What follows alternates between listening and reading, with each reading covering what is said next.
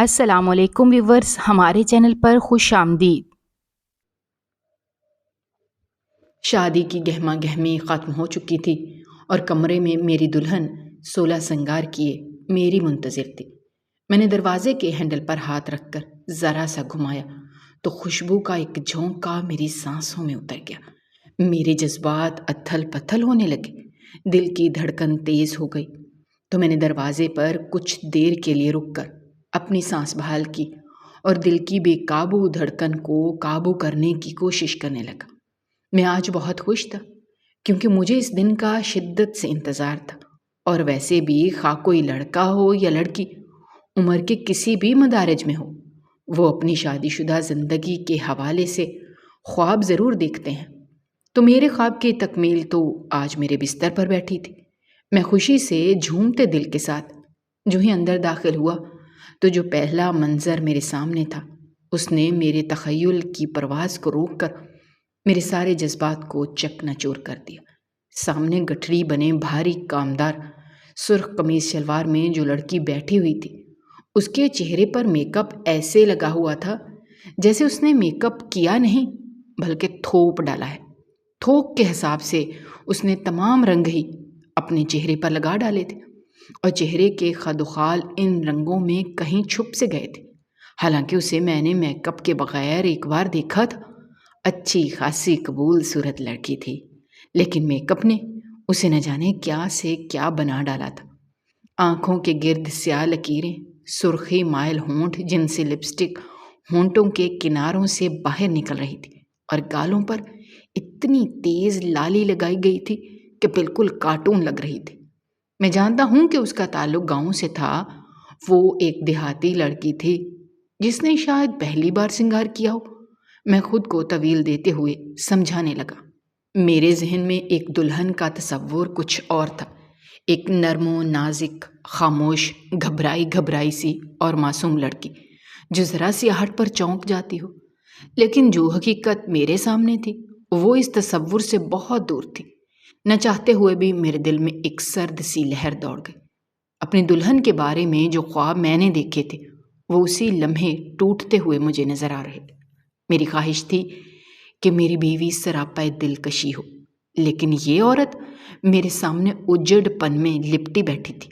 میں اس کے قریب جانے کے بجائے خاموشی سے کرسی پر بیٹھ گیا۔ دل میں عجیب سی الجھن تھی، تمام جذبات سو چکے تھے، دل کی دھڑکن تھم چکی تھی، سر جھکائے بیٹھی تھی۔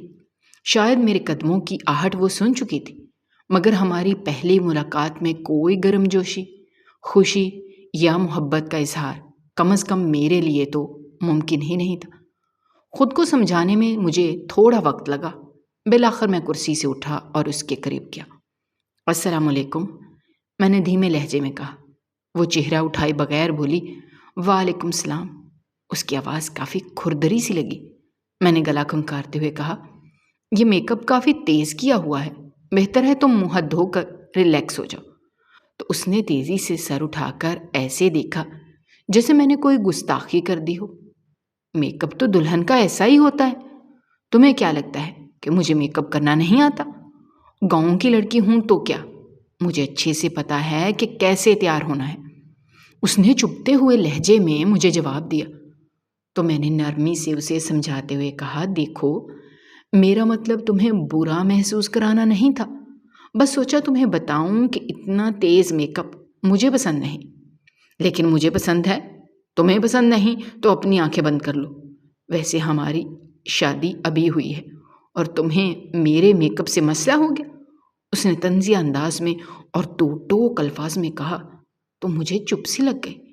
میں اس سے ایسے رویے کی توقع نہیں کر رہا تھا۔ مجھے اس کے لب و لہجے پر حیرت ہوئی۔ وہ مجھے آپ کے بجائے تم کہہ کر مخاطب کر رہی تھی۔ عجیب اجڑ اور حکمرانی والا انداز تھا۔ وہ نہ صرف مزاج کی تیز تھی بلکہ ضدی بھی لگ رہی تھی۔ میں نے ماحول میں تناؤ کی کیفیت کو کم کرنے کے لیے کہا، چلو کوئی بات نہیں، جب تم ہمارے شہری ماحول میں رہنا شروع کرو گی تو خود ہی ہمارے رنگ میں رنگ جاؤ گی۔ تو وہ ایک دم سے بولی، مجھے تو شہری زندگی پسند ہی نہیں، بس اماں ابا کی وجہ سے مجھے ان کی بات ماننی پڑی۔ تو میں نے حیرت سے اس کی طرف دیکھا۔ اس کے لب و لہجے میں کوئی لچک نہیں تھی، مزید بات کرنے کے لیے میرا حوصلہ ہی نہ پڑا، تو میں فوراً اٹھ کر کھڑا ہو گیا اور وارڈروب میں جا کر اپنی شیروانی اتاری اور سادہ قمیض شلوار کا سوٹ پہن کر میں باہر آ گیا۔ تو یہ دیکھ کر میرے چھکے ہی چھوٹ گئے کہ وہ کروٹ موڑ کر لیٹ چکی تھی۔ اتنے بھاری کامدار سوٹ اور زیورات کے ساتھ لدے پھدے اس کے خراٹے کمرے میں گونج رہے تھے۔ یہ اتنی جلدی کیسے سو سکتی ہے؟ میں سر پر ہاتھ رکھ کر سوچنے لگا۔ مجھے اس کے خراٹے رکتے ہوئے نہیں لگ رہے تھے، تو میں کمرے میں ٹہلنے لگا، اور پھر جب میری برداشت کی حد ختم ہو گئی تو میں کمرے سے باہر نکل گیا۔ شادی کی پہلی رات تو جیسے گزری سو گزری، لیکن فجر کی اذان ہوئی تو میں اپنے کمرے میں آ گیا کہ کوئی مجھے باہر لیٹا ہوا نہ دیکھ لے، خامخواہ چمگوئیاں شروع ہو جاتی۔ میں آہستہ سے کمرے میں داخل ہوا کہ کہیں اس کی نیند خراب نہ ہو جائے، لیکن وہ بستر پر موجود نہیں تھی۔ میں باتھ روم میں جانے ہی والا تھا کہ اچانک مجھے باتھ روم کے دروازے کے سامنے اس کے رات کے پہنے ہوئے کپڑے بے ترتیب انداز میں فرش پر پڑے ہوئے دکھے، تو مجھے شدید کوفت ہوئی۔ میں نے اٹھانے کا سوچ ہی رہا تھا کہ وہ بولی، آ گئے تم؟ کہاں تھے ساری رات؟ تو میں نے پلٹ کر اس کی طرف دیکھا جو ڈریسنگ ٹیبل کے سامنے بیٹھی مزے سے اپنے گیلے بالوں میں کنگھا کر رہی تھی۔ میں نے اسے کہنے کے لیے منہ کھولا ہی تھا کہ مجھے رات کو اس کے اور اپنے درمیان ہونے والا مکالمہ یاد آ گیا، تو میں خاموش ہو گیا۔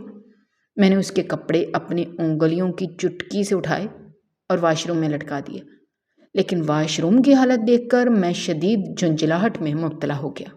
جگہ جگہ فرش پر صابن والا پانی کھڑا تھا، نہا کر صابن دانی نیچے فرش پر پانی میں پھینکی ہوئی تھی، شیمپو کا ڈھکن کھلا پڑا تھا۔ میں انتہائی نفیس طبیعت کا مالک تھا۔ یہ سب دیکھ کر تو میں سٹپٹا سا گیا۔ مجھے اپنی زندگی میں اس طرح کی بے ترتیبی بالکل بھی پسند نہیں تھی۔ میں نے فوراً فرش سے صابن اٹھایا جو پانی میں گھل گھل کر سارے فرش کو خراب کر رہا تھا۔ واش روم استعمال کرنے کے بعد میں نے اچھی طرح سے پورے واش روم میں وائپر لگایا، اور جب میں واش روم سے باہر نکل کر بیڈ پر لیٹنے ہی والا تھا کہ سامنے تکیے کے اوپر گیلا تولیہ دیکھ کر میری طبیعت ہی مقدور ہو گئی۔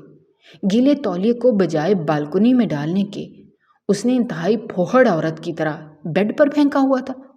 تو میں ایک دم غصے سے بولا، یہ کیا طریقہ ہے؟ تو وہ ایک ادائے ناز سے اپنی گردن موڑ کر میری طرف دیکھنے لگی۔ اتنی صبح صبح اس نے پھر سے انتہائی تیز میک اپ کر رکھا تھا، جسے دیکھ کر میری طبیعت اور بھی خراب سی ہو گئی۔ اس نے سوالیہ نظروں سے میری طرف دیکھا، تو میں نے تولیے کو اپنے ہاتھوں سے اٹھا کر اس کے سامنے لہرایا، تو وہ پھر بھی کچھ نہ سمجھی۔ تو میں نے اسے کہا، گیلا تولیہ بیڈ پر نہیں پھینکا جاتا، اس کمرے کے باہر بالکنی ہے، تم اس میں جا کر بالکنی کی ریلنگ پر ڈال دو۔ اچھا، فریق ہو کر ڈال دوں گی، ایک ادائے ناز سے کہتی وہ دوبارہ سے اپنے بالوں میں کنگھا کرنے لگی۔ تو مجھے اس کا یہ انداز انتہائی برا لگا، تو میں نے پھر اسے مخاطب کیا کہ میں اس تولیے کو کہاں رکھوں؟ کوئی جگہ نظر آ رہی ہے تمہیں کمرے میں؟ تو وہ انتہائی جھنجھلاتے ہوئے اٹھی، میرے ہاتھ سے تولیہ جھپٹ کر لیا اور پھر گولا بنا کر باہر بالکنی میں پھینک دیا۔ میں اس کی اس جسارت پر حیرت زدہ رہ گیا کہ یہ اس نے کیا کیا ہے، لیکن ظاہر ہے اس کے تیور دیکھ کر میں خاموش ہو گیا کہ اب اسے کہتا بھی تو کیا کہتا۔ منہ سر لپیٹ کر میں نے اپنی آنکھیں بند کر لی، تو میری آنکھوں کے سامنے نازیہ کا سراپا لہرا گیا۔ وہ اور میں ایک ہی کالج میں پڑھتے تھے، میں اسے پسند کرتا تھا اور وہ یہ بات اچھے سے جانتی تھی۔ کالج کی زندگی ختم ہوئی تو ہم دونوں نے ایک نجی کالج میں ایک ساتھ جاب کا آغاز کیا، اور جاب کے پہلے دن ہی میں نے نازیہ کو پرپوز کر ڈالا۔ میری بات سن کر اس کے گال حیا سے سرخ ہو گئے، وہ بے حد خوش تھی۔ میں نے اس سے وعدہ کیا کہ میں بہت جلد اپنے والدین کو اس کے گھر بھیجوں گا، لیکن اس کی نوبت ہی نہ آ سکی، کیونکہ امی نے گاؤں میں اپنی بہن سے وعدہ کر رکھا تھا کہ وہ اس کی بیٹی کو میرے ساتھ بیاہیں گی۔ اس سے پہلے کہ میں نازیہ کے حوالے سے امی سے بات کرتا، امی نے مجھے اپنی پسند سے آگاہ کر دیا۔ میں ڈھنگ سے احتجاج بھی نہ کر پایا کہ امی منگنی کی رسم کرنے کے لیے گاؤں روانہ ہو گئیں۔ گویا مجھ سے پوچھنا بھی گوارا نہ کیا گیا اور امی منگنی کی دعائے خیر کر کے آ گئیں۔ میں نے اپنی شدید ناراضگی کا اظہار کیا تو امی نے مجھے دو ٹوک انداز میں صاف صاف کہہ دیا کہ میں خاندان سے باہر سے بہو لانے کا تصور بھی نہیں کر سکتی۔ جب خاندان کی بچیاں موجود ہیں تو ہم باہر جائیں ہی کیوں؟ اور ہمیں کیا پتا باہر سے آنے والی لڑکی کیا چند چڑھائے۔ اپنے گھر کی بچیاں دیکھی بھالی ہوتی ہیں، ان کا ہمارے ماحول میں ایڈجسٹ کرنا بھی آسان ہوتا ہے، اور تم تو میرے اکلوتے بیٹے ہو، اس لیے میں ایسا کوئی رسک نہیں لے سکتی۔ امی نے قطعی لہجے میں بات ختم کر دی تو میں پریشان ہو گیا۔ امی کو منانے کے لیے میں نے بہت ساری دلیلیں دینے کی کوشش کی، لیکن وہ بالکل نہ مانی۔ میں نے ابو کو بھی اپنے معاملے میں بولنے کا کہا تو انہوں نے یہ کہہ کر بات ہی ختم کر دی کہ میں گھر کے معاملات میں اس سے پہلے کب بولا ہوں جو اب بولوں گا، اور تمہاری ماں میری سنتی ہی کہاں ہیں۔ تمہارا کیا خیال ہے، میں کچھ بولوں گا تو وہ سن لے گی؟ اس لیے میاں بہتر ہے کہ جو تمہاری ماں کہہ رہی ہے وہ کر لو، خواہ گھر کے ماحول کو خراب کرنے کی ضرورت نہیں ہے۔ میں جانتا تھا امی بہت ہی ضدی ہیں اور وہ وہی کریں گی جو انہوں نے سوچ رکھا ہے۔ میں گاؤں اپنی زندگی میں فقط ایک یا دو بار گیا تھا، جہاں خالہ کے گھر بس ایک رات رہ کر ہی تنگ آ گیا اور اگلے دن ہی امی کو وہاں چھوڑ کر واپس شہر آ گیا تھا۔ خالہ کے گھر کا ماحول ایک روایتی گاؤں کے ماحول جیسا ہی تھا۔ ان کے 6 بچے تھے، 3 بیٹے اور 3 بیٹیاں۔ جس کے ساتھ میرا رشتہ طے ہوا تھا وہ خالہ کی سب سے بڑی بیٹی تھی اور اس کا نام رانی تھا، جو شکل و صورت میں بس واجبی سی تھی۔ خالہ نے اپنے کسی بھی بیٹے بیٹی کو تعلیم نہیں دلوائی تھی، سبھی ذمہ داری کرتے تھے۔ اگر میں خالہ اور اپنے گھر کے ماحول کی بات کروں تو اس میں زمین آسمان کا فرق تھا۔ ہم دونوں گھرانوں کی بات چیت کرنے، بیٹھنے اٹھنے کے انداز میں بہت فرق تھا۔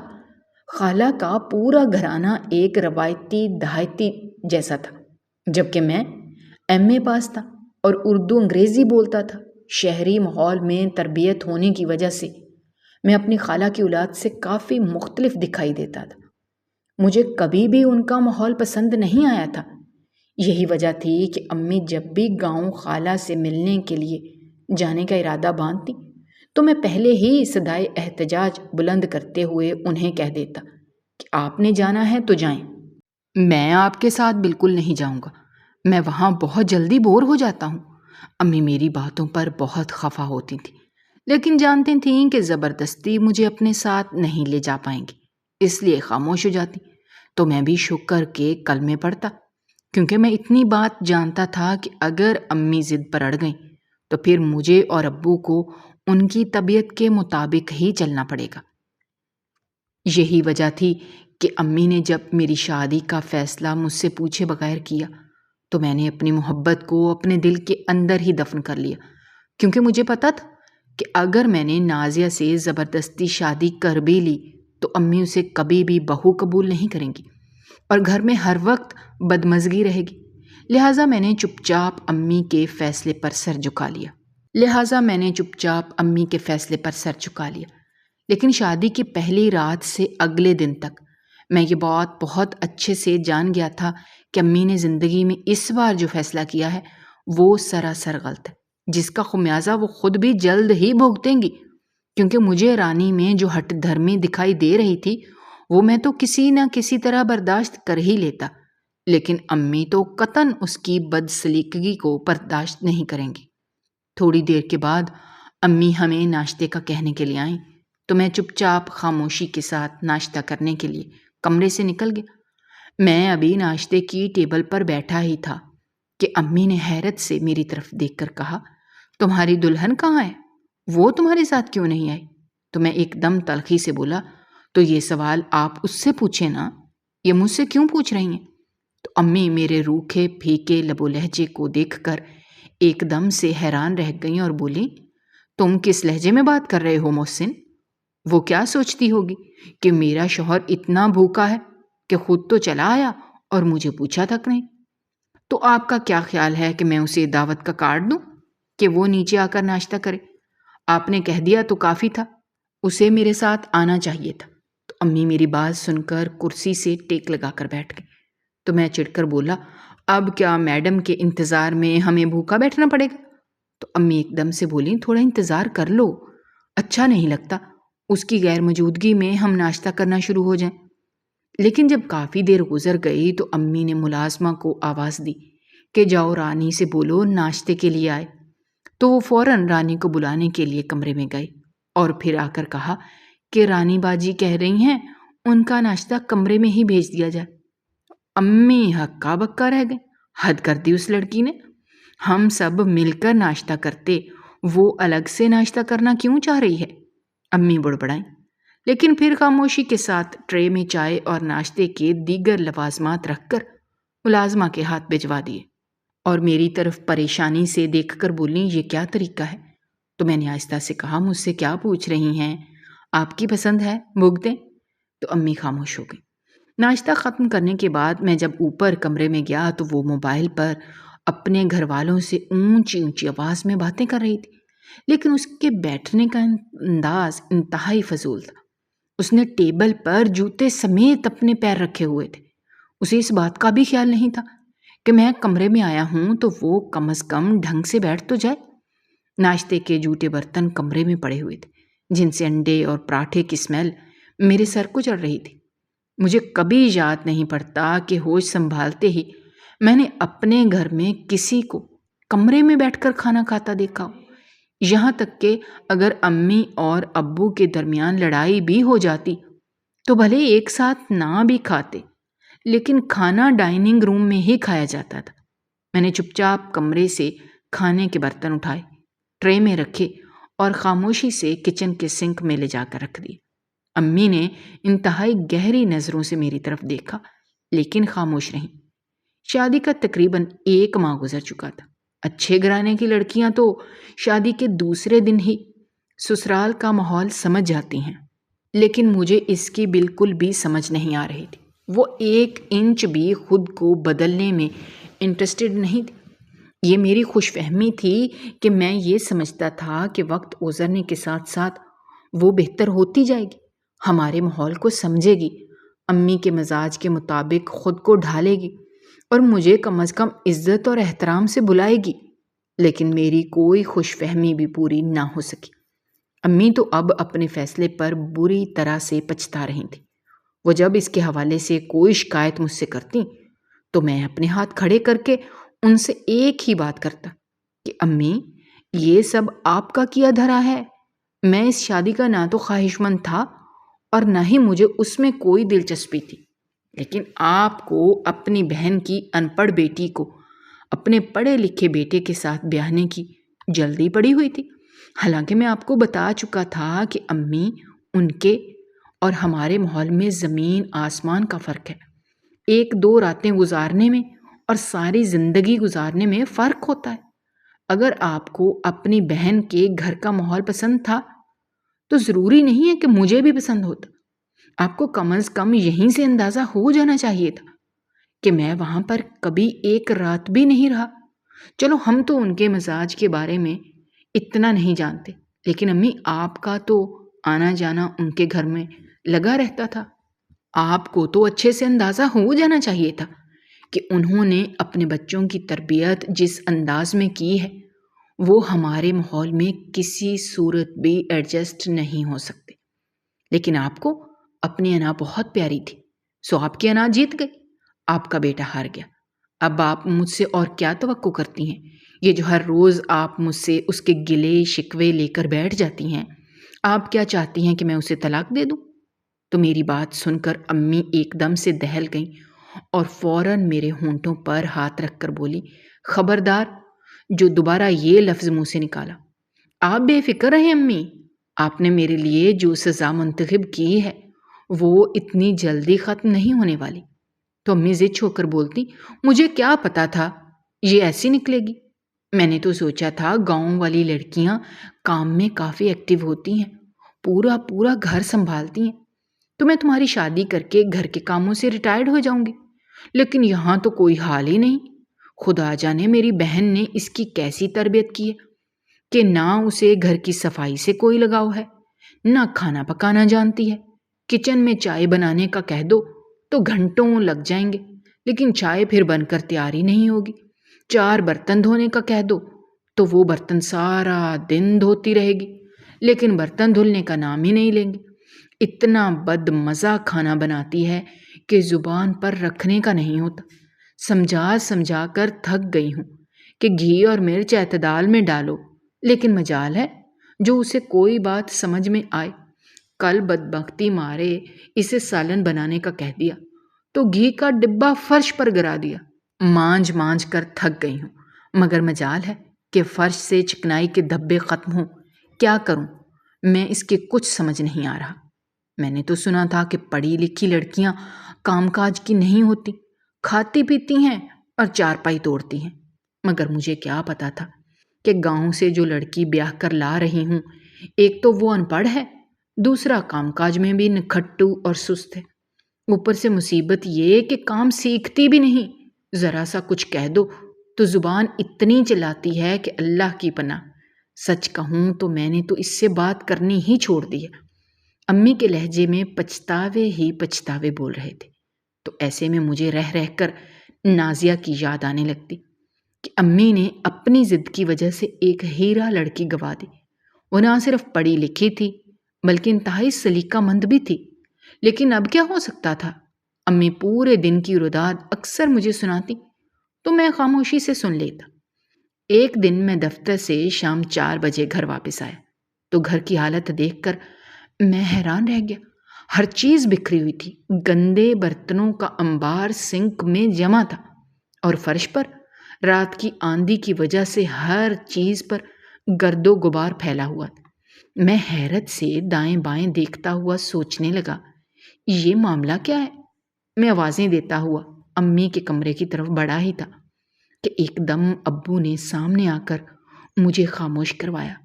آہستہ بولو، تمہاری ماں ابھی سوئی ہے۔ یہ کون سا وقت ہے سونے کا؟ میں نے حیرانگی سے پوچھا تو ابو دکھی لہجے میں بولے، آج تمہاری امی کو چکر آیا تو وہ گر گئی تھی، شکر ہے اللہ کا سر پر زیادہ چوٹ نہیں لگی، بس کسی طرح انہیں دودھ گرم کر کے دیا ہے تو اب سو گئی ہیں۔ تو میں بے حد پریشان ہو گیا۔ میں نے آہستہ سے ابو سے کہا، رانی کہاں ہے اور یہ گھر کا سارا کام کیوں پڑا ہے؟ تو ابو چپ ہو گئے اور خاموشی سے امی کے پاس پڑے صوفے پر بیٹھ گئے۔ مجھے شدید بھوک لگ رہی تھی، لیکن کچن میں تو صبح کے برتن نہیں دھلے ہوئے تھے، تو کھانا کیا پکتا؟ میں حیران تھا کہ کوئی اتنا غیر ذمہ دار کیسے ہو سکتا ہے؟ بھرا پڑا گھر ہے، اوپر سے امی کی بیماری۔ ایسے میں اگر کسی کو پتہ چل گیا تو کوئی نہ کوئی امی کو دیکھنے کے لیے گھر آئے گا، تو کیا سوچے گا کہ ہم اس قدر گندے لوگ ہیں؟ لیکن پھر ایک خیال آیا کہ ہو سکتا ہے رانی تھکی ہوئی ہو یا اس کی بھی طبیعت خراب ہو، تبھی گھر کا سارا کام پڑا ہے۔ لیکن میں جو ہی کمرے میں داخل ہوا تو اسے موبائل پر گیم کھیلتے دیکھ کر میرا خون کھول اٹھا۔ میں دھاڑ کر بولا، رانی تمہیں کچھ ہوش ہے؟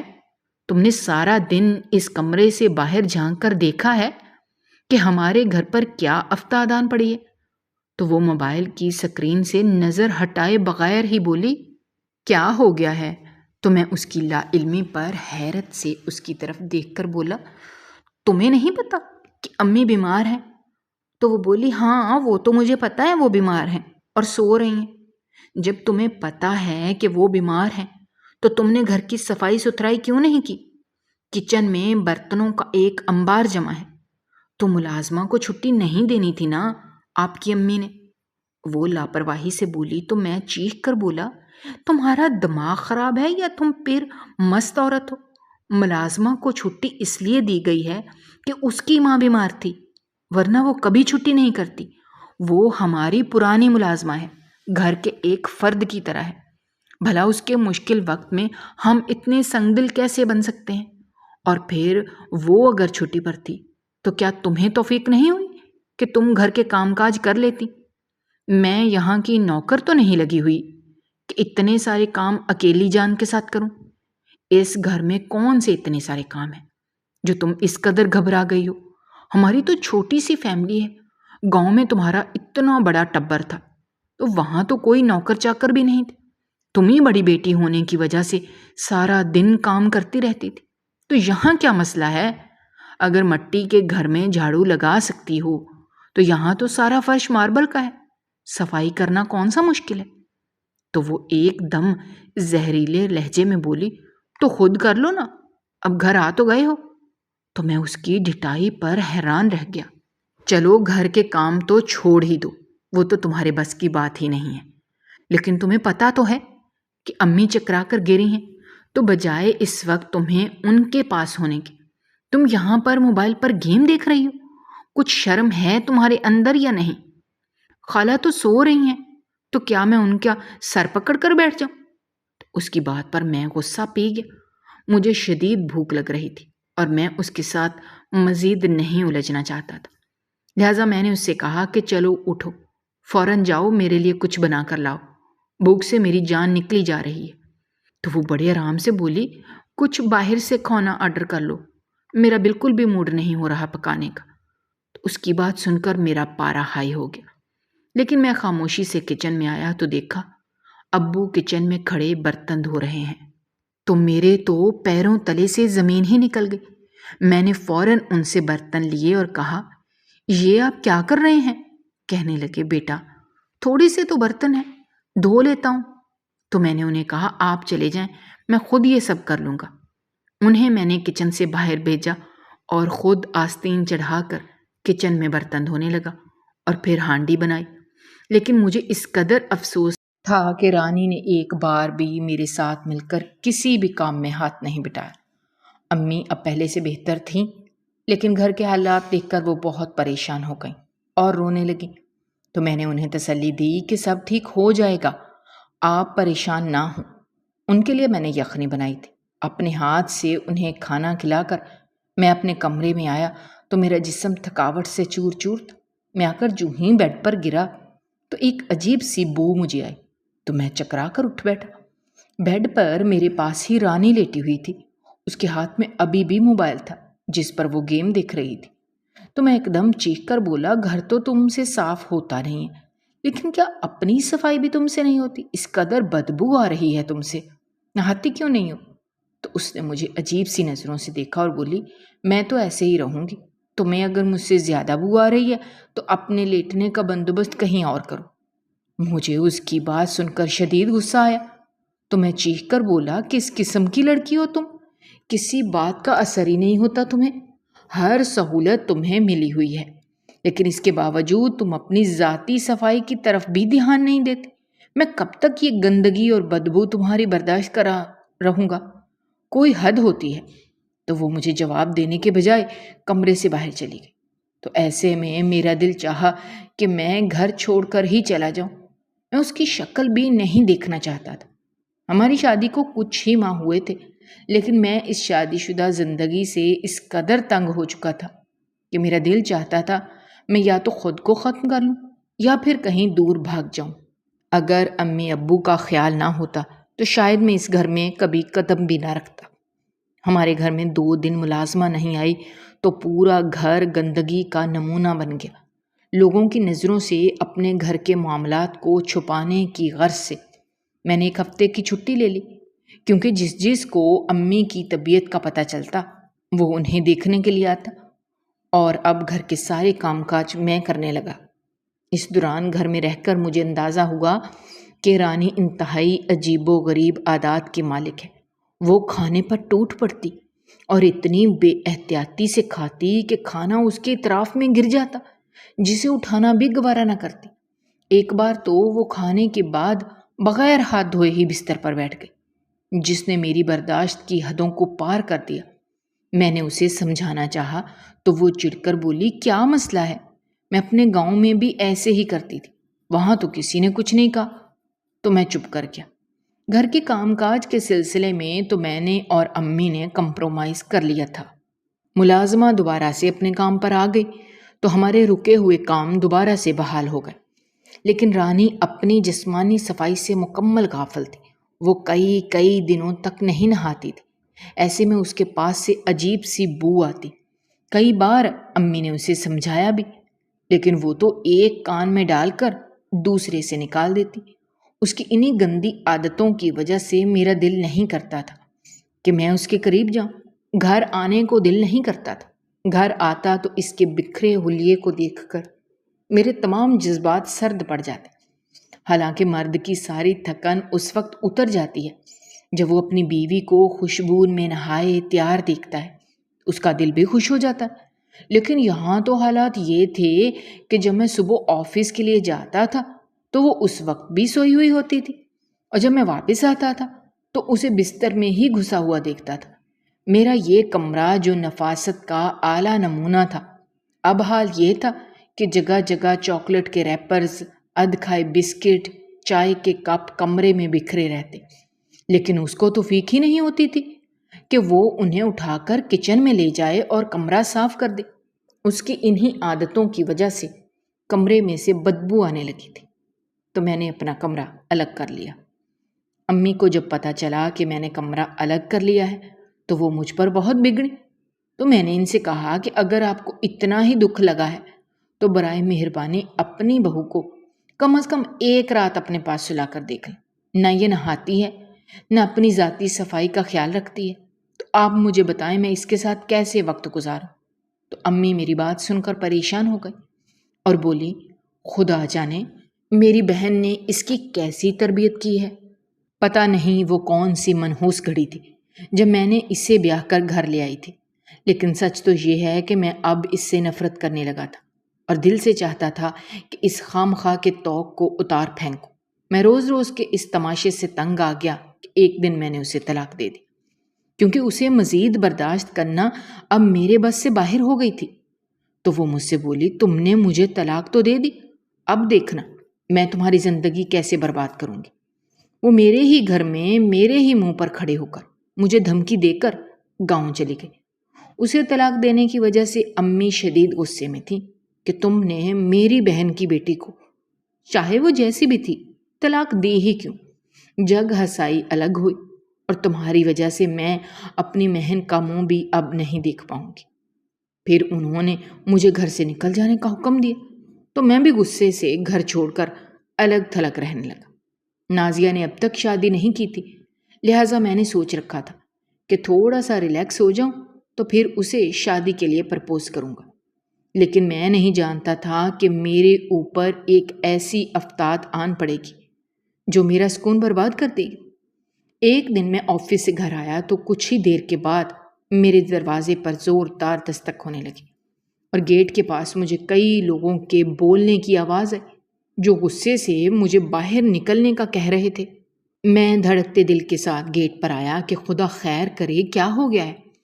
جو ہی دروازہ کھلا تو دو انتہائی جذباتی نوجوانوں نے میرا گریبان پکڑا اور مجھے گھسیٹتے ہوئے باہر گلی میں لے آئے۔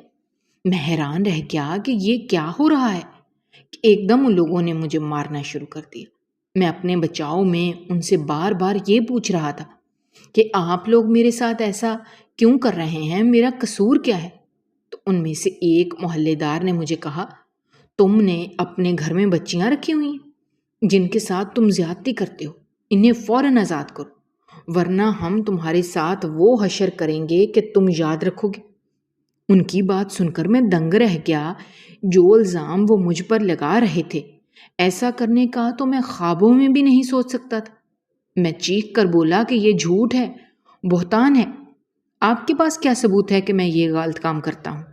ایک دم وہ مجھے اپنے گیٹ کے پاس ایک عورت کی آواز آئی تو میں پلٹا تو رانی میرے گھر کے گیٹ کے اندر سے باہر آ رہی تھی اور ایک دم مجمع کی طرف دیکھ کر بولی، یہ ثبوت کی بات کر رہا ہے نا، تو آپ جا کر اس کے گھر کے اندر دیکھیں، اس کے کمرے میں زنانہ کپڑے پڑے ہوئے ہیں، اس سے پوچھیں کہ وہ کپڑے کس کے ہیں، یہ تو یہاں پر اکیلا رہتا ہے۔ تو لوگوں کا ہجوم ایک دم سے مشتعل ہو گیا اور وہ مجھے پکڑ کر گھر کے اندر لائے اور جس کمرے کی نشاندہی رانی نے کی تھی وہاں پر واقعی خواتین کے کپڑے پڑے ہوئے تھے۔ میں مسلسل انکار کر رہا تھا، اتنا تو میں جان چکا تھا کہ یہ رانی کی بہت بڑی سازش ہے، لیکن مسئلہ یہ تھا کہ ہجوم میری کوئی بھی بات سننے کے لیے تیار ہی نہیں تھا، اس سے پہلے کہ یہ ہجوم مجھے جان سے مار ڈالتا۔ اچانک پولیس سائرن کی آوازیں گلی میں آنے لگیں اور ایک دم پولیس نے ہمارے گھر کو چاروں طرف سے گھیر لیا اور پھر مجھے ہجوم سے بچا کر ایک طرف لے کر گئے۔ امی ابو کو بھی اطلاع دے دی گئی تھی، تو وہ بھی فوراً روتے دھوتے میرے پاس پہنچے اور پولیس والوں سے کہا کہ اسے کہیں نہ لے کر جائیں، یہ بے قصور ہے، یہ ہماری اولاد ہے، ہم نے پالا ہے، ہم سے بہتر کون جانے گا کہ یہ کس قدر نیک اور حیا والا لڑکا ہے۔ لیکن پولیس والوں نے امی اور ابو کو ایک طرف کیا اور مجھے ہتھکڑی لگا کر وہ تھانے لے گئے اور حوالات میں لے جا کر بند کر دیا۔ میرے بارے میں گواہی دینے والا پورا محلہ تھا اور انہیں میرے خلاف بھڑکانے والی میری اپنی ہی بیوی تھی، جسے میں طلاق دے چکا تھا، لیکن میں نہیں جانتا تھا کہ وہ زہریلی ناغن بن کر مجھے ڈسے گی۔ امی ابو کا رو رو کر برا حال ہو گیا، لیکن خاندان سے کوئی بھی انہیں ڈھارس دینے نہ آیا۔ وہ بالکل تنہا ہو گئے اور مجھے سب سے زیادہ فکر انہی دونوں کی تھی کہ خدا نخواستہ یہ صدمہ کہیں ان کی جان ہی نہ لے لے۔ اس مشکل میں جہاں میرے اپنے بھی ساتھ چھوڑ چکے تھے، وہاں پر نازیہ ایک دم میرا سہارا بن کر سامنے آئی۔ اس نے ایک بیٹی کی طرح امی ابو کو سنبھالا، بلکہ مجھے بھی حوالات میں آ کر تسلی دینے لگے، لیکن میں جذباتی طور پر انتہائی ٹوٹ پھوٹ کا شکار ہو چکا تھا۔ اس الزام کی وجہ سے میری نوکری بھی چلی گئی اور میں ایک طرح سے بالکل ہی سڑک پر آ گیا۔ مجھے کچھ سمجھ نہیں آ رہی تھی کہ میں اپنے کیس کی پیروی کیسے کروں گا۔ میرے پاس تو اب ٹکا بھی نہیں تھا جو میں وکیل کو دیتا، تو میں سر سجدے میں رکھ کر رو پڑا کہ خدایا، میں تو ایسا کرنے کا سوچ بھی نہیں سکتا تھا۔ مجھ پر ایک ایسا الزام لگ گیا ہے، میری وجہ سے میرے والدین سر اٹھانے کے قابل نہیں رہے۔ میں نے ابھی سر سجدے سے اٹھایا بھی نہیں تھا، ایک دم کانسٹیبل نے مجھے کمرے سے باہر آنے کا کہا۔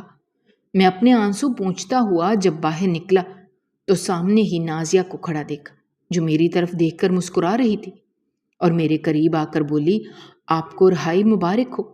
تو میں اس کی شکل دیکھ کر حیران پریشان رہ گیا۔ تم سے ایسے مذاق کی امید نہیں تھی۔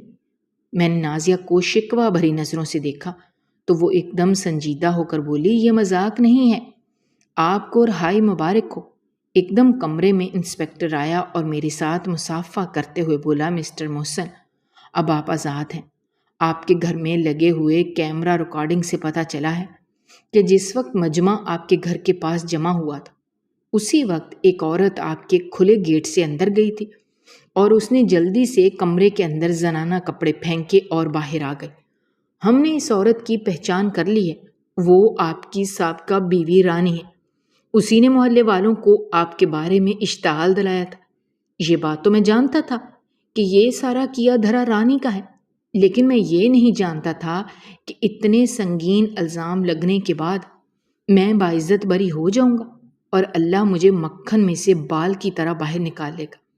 اچانک انسپکٹر نے مجھے کہا، آپ کو نازیہ بیوی کا شکریہ ادا کرنا چاہیے کہ ان کی ذہانت کی وجہ سے یہ کیس حل ہوا، جس کے حل ہونے کے کوئی امکان نہیں تھے۔ انہوں نے ہی ہماری توجہ آپ کے گھر میں لگے ہوئے کیمروں پر دلوائی۔ تو میں نے شکر گزاری سے نازیہ کی طرف دیکھا۔ دراصل میں نے اس مکان کو کرائے پر لیتے ہی اس میں کیمرے اپنی سیفٹی کے لیے لگوائے تھے، لیکن اس وقت مجھے یہ نہیں پتا تھا کہ یہ کیمرے کل کو میری گواہی کا کام کریں گے۔ اب پولیس انسپکٹر مجھ سے پوچھ رہا تھا کہ آپ پر الزام لگانے والی لڑکی رانی پر آپ اگر مقدمہ کرنا چاہتے ہیں تو ہم انہیں گرفتار کر سکتے ہیں۔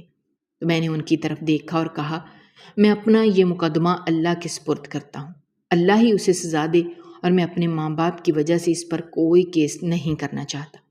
میری رہائی کا سن کر امی ابو کی جان میں جان آئی اور وہ مجھے اپنے ساتھ لے گئے۔ کچھ عرصے کے بعد میری شادی نازیہ سے ہو گئی اور اللہ کا شکر ہے کہ اب میں خوشحال زندگی بسر کر رہا ہوں۔ اب رہ گئی رانی تو وہ مکافات عمل کے دائرے میں آ چکی ہے۔ اس کی دوسری شادی ہوئی تھی، لیکن 1 ماہ کے اندر اسے وہاں سے بھی طلاق ہو گئی۔ اب سنا ہے کہ اس کی تیسری شادی ہو رہی ہے۔